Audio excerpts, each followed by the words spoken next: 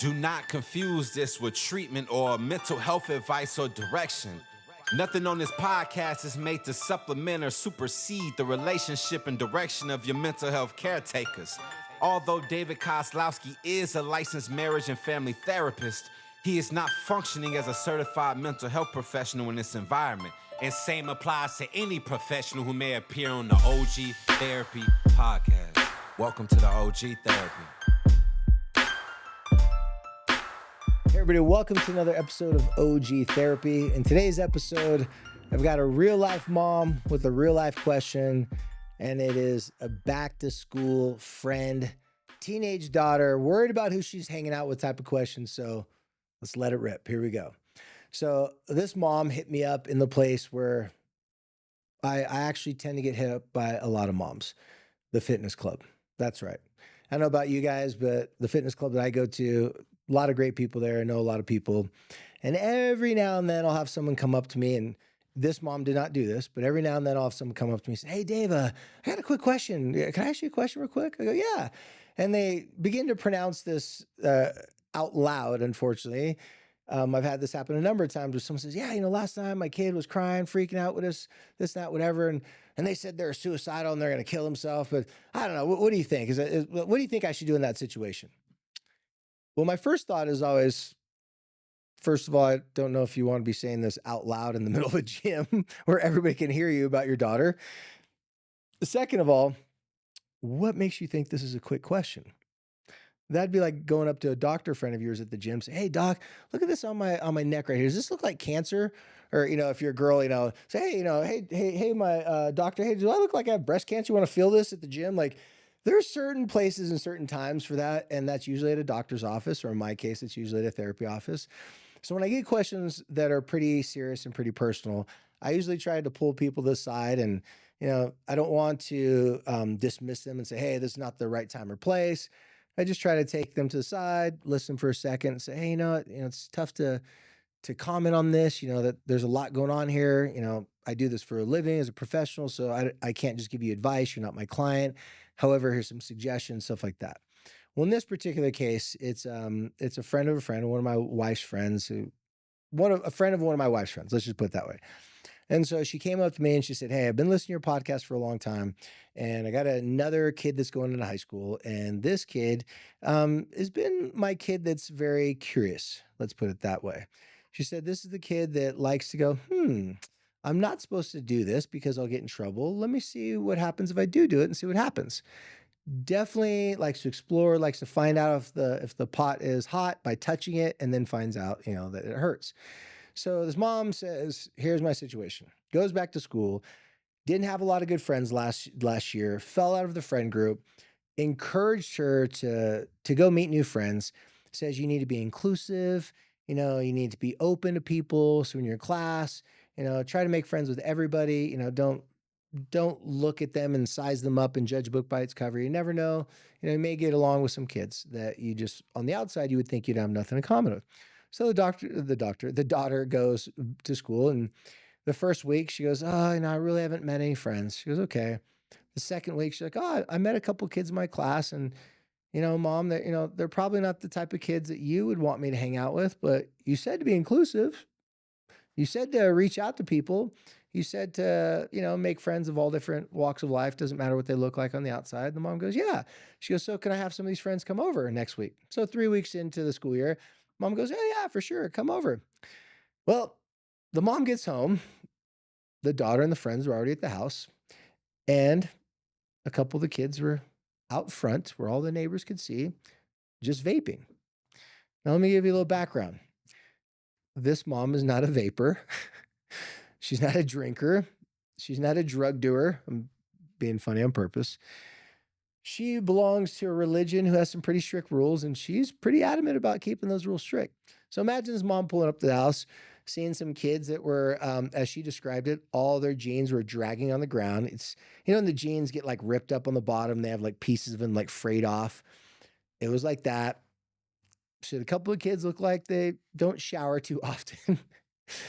A couple of them look like, she didn't say homeless, but definitely look like they were, not really taken good care of. So she walks up, little doesn't know what to say, and she starts engaging with her daughter. And her daughter's like, "Oh, hey, sorry, mom. Like, I know they're outside." And so she said the kids weren't rude and they weren't disrespectful, but they're kind of like, "What's up?" And she's like, "Hey, what's up with you guys?" So she did what she normally does when her daughter would bring over her friend. She's like, "Oh, hey, you guys want to play some games? You guys want anything to do?" And they're like, "No, we're just gonna go out in the backyard and hang out." She goes, "Okay." So she came out in the backyard and she's trying to talk to him. Meanwhile, her daughter's texting her like, "Mom, don't come out and try to hang out with us." She said, "Mom, you're trying to be friendly with them. Like, that's not the way you do it. Like, these are kind of the cool kids. Like, you got to be more nonchalant. You got to be cool. Like, don't embarrass me. Stay inside the house."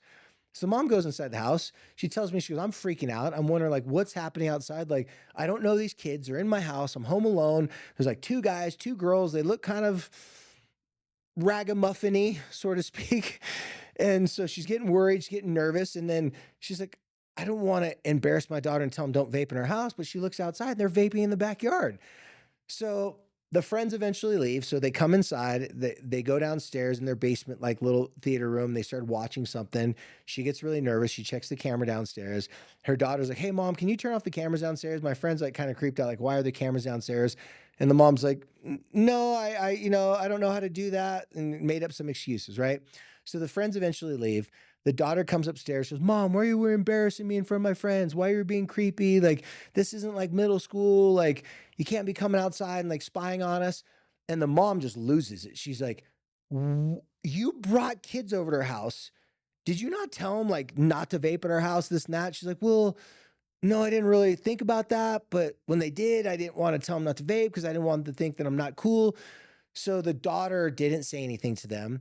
The friends kind of just took over the house a little bit. Like I said, they weren't being rude and disrespectful, but I think the mom said one came upstairs like, "Hey, can I grab something to drink out of your refrigerator?" As they were opening up the refrigerator, grabbing something to drink. Like, didn't really ask, just started to do it, but kind of asked. So this conversation didn't go well. The daughter starts crying. "You're embarrassing me. You told me to make friends. These are my friends. This is my new friend group. Like, why are you judging them?" And the mom was like, "How did I get stuck in this situation?" Like, it caught her off guard, didn't know what was happening.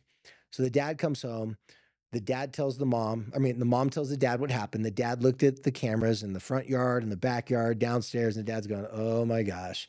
So the dad wanted to sit down with the daughter and have a big talk about it.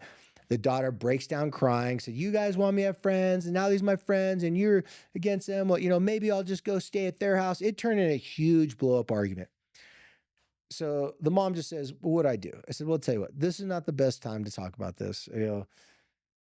I'm not saying this, I'm going to do this for everybody," but the mom goes, "Hey, can I call you separately? Can we have a conversation?" I said, "Okay." So she called me a couple days later. We started talking, and I said, "I'm not your therapist. I can't tell you what to do, but here's something to consider." And I gave her a couple of my podcasts to listen to. But I'm doing this podcast specifically for this mom so that she can hear it again from me. Because I know when she heard it from me the first time on the phone, I couldn't give her as much time as it really needed. She probably needed like 2 hours. I could only give her like 20 minutes. So this is my follow up to this mom. And I believe a lot of other people out there probably come across similar situations. So if you're one of those people, or if your friend is dealing with a child that, same thing, kind of having some friends that you don't feel really comfortable hanging out with, make sure you send this podcast to them. Okay. So let me finish the story. So I started talking to the mom. I tell her, "Hey, here's what you got to do. You and your husband have already laid down the groundwork for your daughter. She knows your religious beliefs, your moral beliefs. She knows that that's not something that you're going to want her to do, but you are scared that she's going to start doing that because the chances are of her experimenting those things and trying those things are pretty high because that's her new friend group and she wants to be liked." The mom said, "I already noticed that now she's dressing differently. She had more of like a preppy, like everything matches, and kind of like her fit was like very typical. Like she wanted some like Nike Dunks and she wanted this and that. Well, now she's wanted to dress a little bit more grungy-ish, more flannels, more short tops that are tucked underneath." And like the mom's like, this is a little bit more sexually provocative that she wants her daughter to dress like. Her daughter already asked her, "Can I get a septum, like the nose earring?" Not earring, but the nose ring. And so already the parents are panicking. So I told the mom, I said, "Here's what you need to do. It's going to be a challenge because this is something that is causing you a lot of fear, a lot of worry, but you're going to have to take control of the situation by having a better offensive game plan. So there's an old saying, and I know I've said it plenty of times on the podcast, is sometimes your best defense is to have a really good offense.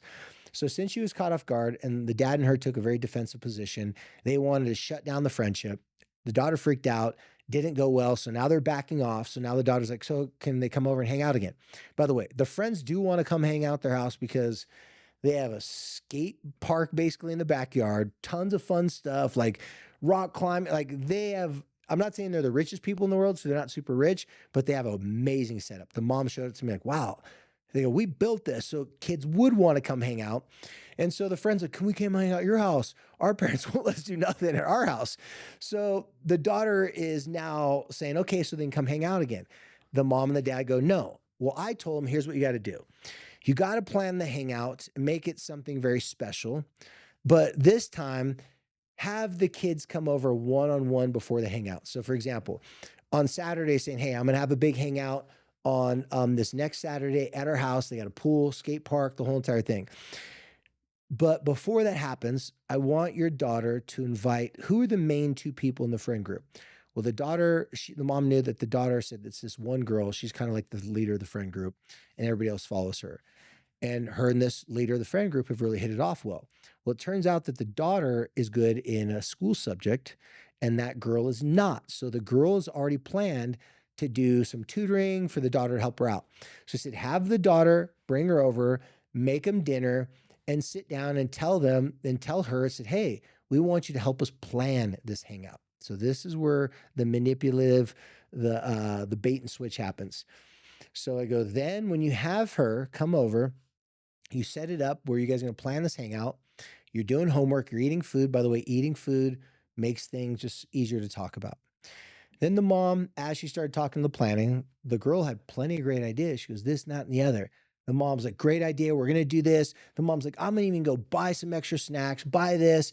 And then the mom, I gave the mom the advice that then you have to swing the conversation to once the girl and once the daughter feel like this is the perfect hangout, everything's going to go great. Then you're going to ask your daughter's friend for a favor, but not just any favor, a favor of influence. See, I taught the mom, I said, the definition of power in human beings is really, I'm not talking about electoral power, so like between people.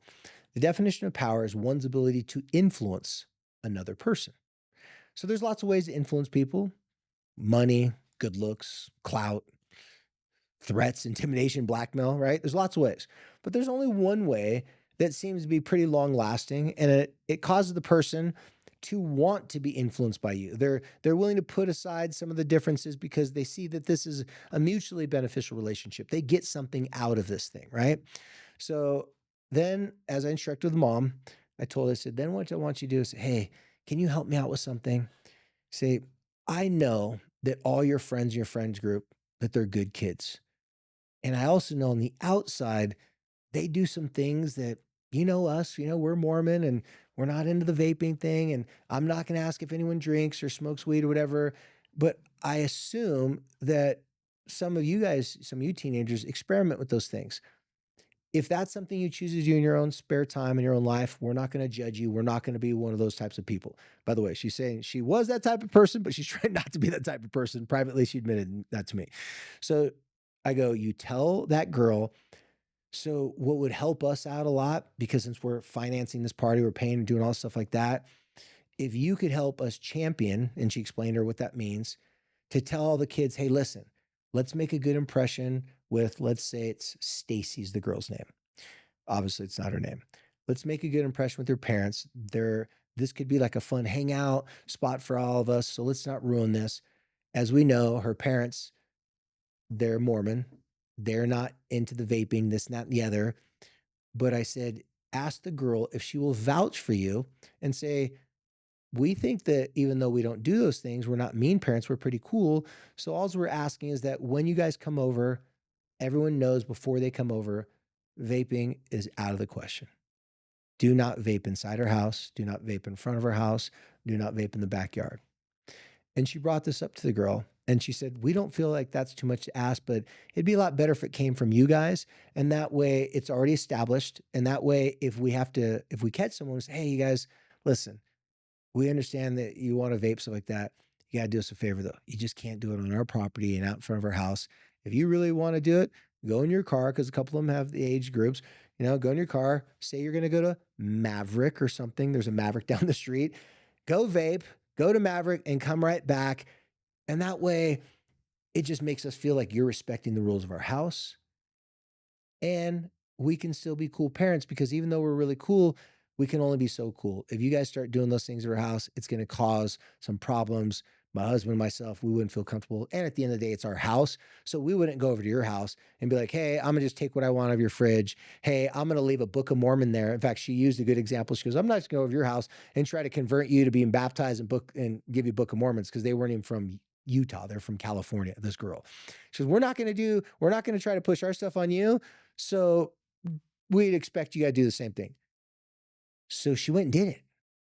She said it worked amazingly. Said the girl was like, oh my gosh. She goes, oh, I'm so sorry. I told those kids, don't do that. We just knew you guys were coming home.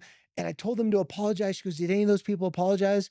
The mom goes, no. She goes, all right, I'm going to go talk to them. You guys are super cool. We love your daughter. When we first had a class with her, we first thought that she was a girl that we wouldn't be friends with, but she's actually kind of like our friend that's like our cool Mormon friend, the friend that like we think makes the Mormon church look good. When she said that to the mom in front of the daughter, both the mom and the daughter looked at each other, and the daughter was like, wait a second. You guys think that about me? And it goes, oh yeah, like we know that, like that's why no one's asked you to vape. And the girl goes, so that's why? I thought that you guys thought I'd be too scared to try it. And then the mom goes, whoa, wait a second. So the mom got a little worried. She goes, no. Honestly, a lot of us are talking like we need to quit. It costs a lot of money. We're fearful that it's going to cause problems to us. One of the kids' parents sent him like this horrible thing about causes bubbles on your lungs, and they all got freaked out. So the girl was so busy trying to make friends with the kids and start to talk to them, and didn't want them to think that she wasn't cool, that she wasn't in on those conversations. She didn't know that these kids were actually trying to stop it, but some of them have anxiety. Some of them have depression. This girl, her older sister, has anxiety and depression. So she's like, I can help you guys.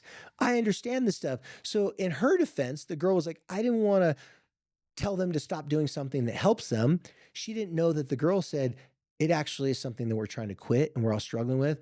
So the girl goes, I'm going to take care of that. Now I'm telling you the story because it has a good ending and they took my advice, but I'm telling the mom because she reached out to me the other day. She goes, okay, there's more problems. We have another issue. So this is a reminder for the mom.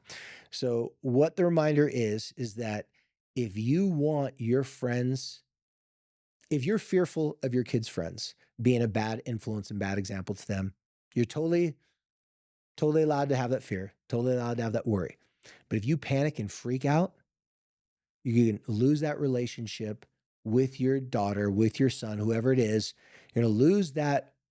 Let me put it this way. You're going to lose the opportunity to improve your relationship at that moment. And it may cause your teenager to think that you aren't supporting them having different types of friends than the ones they normally hang out with. If you can befriend these kids, then what happens is now these kids see you as a trusted resource. I go, you need to show them you're the cool mom by not trying too hard. And the mom admitted, she goes, that's my problem. I want to bake cookies for my kids' friends. I want to get them to play games. I get too involved in it. I said, so you want to be at arm's distance. You do want to be a good host, but you also have to assert yourself, because the kids that tell me they open up to other people's parents, I say, what is it about? And these are usually the kind of rougher kids. I go, what is it about your friends' parents that cause you to open up and talk to them more than you talk to your own parents? They all say something very similar. My friends' parents just have this cool factor about them. I go, is the coolness meaning that they have tattoos, that they do drugs? They go, no, I mean, sometimes they have tattoos, sometimes they don't. But sometimes the cool parent, it's not about what religion they are, what their hairstyle looks like.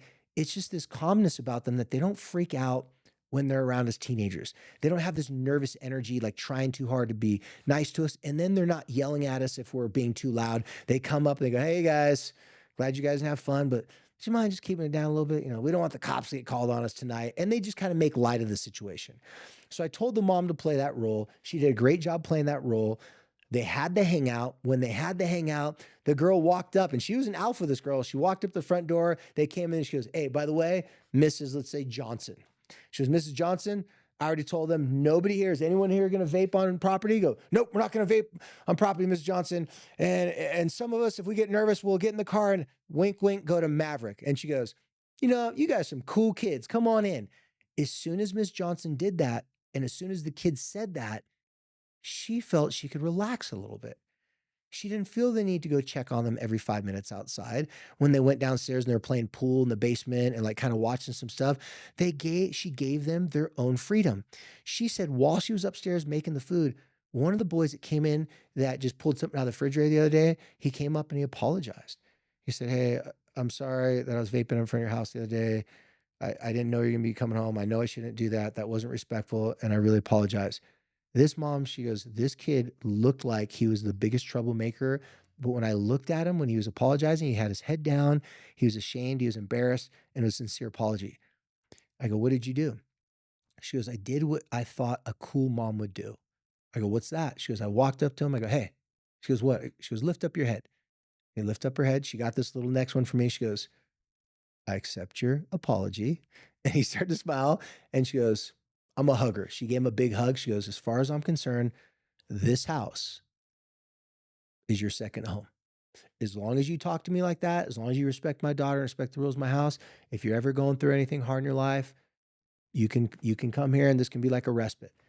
He started opening up and telling him that his parents are going through divorce, that he doesn't want to be in his household because they're fighting, arguing. He said, "The first time I came over here, it's like your house was quiet." There was no drama. There was no broken beer bottles from a party the night before where his uncle and someone else got into a fist fight. This kid's in a chaotic environment.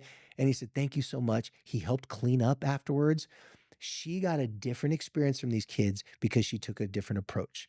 Now, I'm going to let you, the listener to this podcast, to extract the important key points from this, whatever you think is your big takeaway from this. But what I want to leave you with is playing it cool does not mean you allow people to break the rules at your house, but it does mean that you don't freak out and you time how you handle addressing teenagers that you don't know, or addressing your teenager because your kid is just protective of their friend group. The last thing you want as a parent is for you to be throwing shade on your kid's friend group. And if you don't know what shade means, it means talking trash, saying negative things about your friend, your kid's friend and their friend group to try to get them to stop hanging out with them. In this girl's case, she just found a friend group. She was so happy she wasn't eating lunch alone. And now she had some like protection because there's strength in numbers. Because if her other friends were gossiping about her, she's like, "I'll just go hang out with my friends." She didn't feel ostracized and just isolated. So her confidence was coming back. And then these kids weren't asking her to do drugs or alcohol or vape or anything like that. Now, I'm not going to say it's always going to work out this way, you guys, but I'm saying this is an example of if you want your kids to listen to you, then it helps to have influence over their friends. And how you gain influence over their friends is you first have to listen to them. So going back, I'll end on this. The number one way to get someone to listen to you and want to listen to you is not through intimidation, not through fear, not through money, not from being the mom that just gives all of your kids' friends everything they want, buy their friendship, but it's the person that first allows them to influence you. So you have to listen to your kid. You have to listen to your kid's friends. Like, what are their struggles? What are they going through? And once you hear them out and hear all the stuff that they're talking about, then there's this law of the land. It's not a real law. It's just something we all kind of get as human beings. Then when they're done talking, this mom took the opportunity to go, "You know what? And I've heard my daughter and I've heard that you guys are good kids. Yeah, I wasn't happy about you guys vaping outside, but I'm okay if you guys vape because that's your life. However, I would also like you guys to be okay with my rules and not vaping here so we could be cool with each other." So she had to listen to them. She had to see what was interesting to them, what was important to them. So the law of the land says if you allow someone's thoughts, feelings, and opinions to have a serious influence on you, you think about it, you consider where they're coming from, and you sit with it, you're not in a hurry to try to change them or convince them what they're doing is wrong. Then when it's your turn to tell them what you want to influence them, they have to listen. Even if they don't like what you're saying, it's a natural, you go first, you let them go first to influence you, then you contemplate, you consider it, and then you share back some things that you'd like from them. You start this negotiation, you start this conversation. Now, in that conversation, if this girl and these kids be like, "No, that's stupid. Like, what, you trying to control our life? And, we can vape if we want to." Then the daughter would be like, "Huh, my mom was actually being cool. Why you guys treat my mom that way? Then the daughter would have been able to make her own decision like, hey man, like my mom wasn't being a Karen. My mom was being cool. Oh, I don't know if these are friends that I should be hanging out with. I don't know if this is the friend that's going to help me out in life. You need to let your teenager figure that out, but you don't want to cause your teenager to go running to friends that are not going to be a good influence because they're anti-family. They think that you guys are bad parents. Because if you do that, then now it's like a trauma bond. These kids may hate their parents. Now they're going, yeah, my mom does this. Next thing your teenager's going, yeah, my mom does that too. Yeah, it's kind of like at the office when, let's say you don't have a problem with Janice or Joe in human resources, but other people have a problem with them. They start talking trash. You just walk up and they go, yeah, Janice does this, Joe does that. And you start thinking like, wow, they didn't do that to me, but wow, they do that? That's messed up. Why would they do that? Next thing you know, you don't like Janice, you don't like Joe, all because everyone else was throwing this criticism and shade on them. And next thing you know, you're worked up against them. Now they're your enemy too. When you didn't actually have a problem with them, you just allowed those voices to influence you. So after I explained this to the mom and the dad, they had a great experience. Now, granted, they want some help with some other things. I may have to start charging them. I think I might have to turn them into a client somehow, or not somehow, but I might have to say, hey, if you want more advice, you might need to actually pay for it because it's getting a little bit more specific. But I want you guys to take that and run with it. The way you influence your kids and their friends is you first allow their thoughts, feelings, opinions to have influence on you. And then when it's your turn, then you can say, hey, I would like you to respect this, that. I'd like you to, hey, at least text me if you're going to change plans. Don't leave me in the dark because then I'm going to turn into a Karen. I'm going to turn into that crazy mom. Nobody wants that. I want to be the cool mom. I want to be that second home for all of you guys. You can stop by, grab a snack whenever your own life is just too much for you. Well, guys, that's today's episode. Returning back to school means your kid's going to make new friends. Sometimes the friends you're stoked about, sometimes not so much. But the definition of influence is allowing them to influence you. And then once you do that, you can influence them back. And as I like to call it, that's healthy manipulation. Get those kids to not vape at your house. Get those kids to respect your household rules. And you're going to have a much closer friendship with your kids' friends and also a better relationship with your child at the same time. As always, follow us on all social media platforms. Well, not all of them. Instagram, TikTok. Follow us on Social Health Initiative on Instagram and TikTok as well. But you can follow us on all podcasting platforms. And until next time, be cool.